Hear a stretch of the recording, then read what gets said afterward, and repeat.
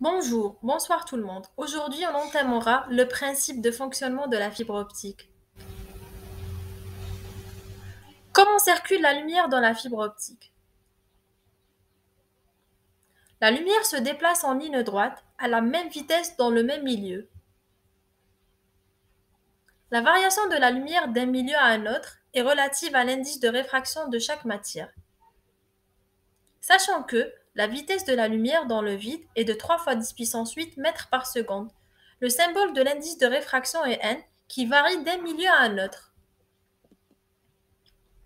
La vitesse de la lumière de la matière V est égale à la vitesse de la lumière dans le vide C divisé par l'indice de réfraction n.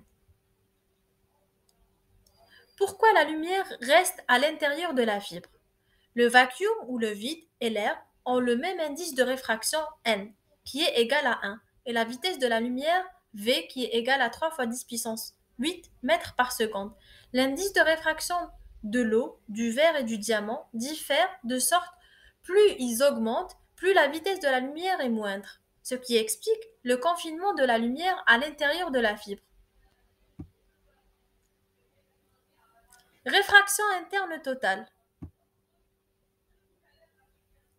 Quand l'angle d'incidence est inférieur à l'angle de réfraction, cela signifie que la lumière est perdue dans la gaine.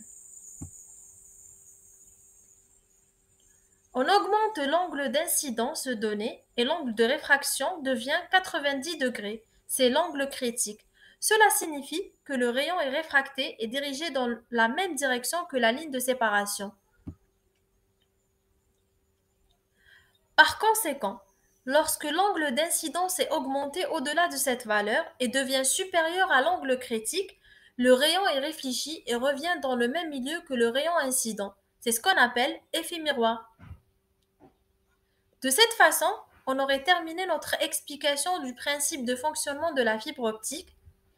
Je vous remercie pour votre attention et je vous donne rendez-vous pour la prochaine vidéo.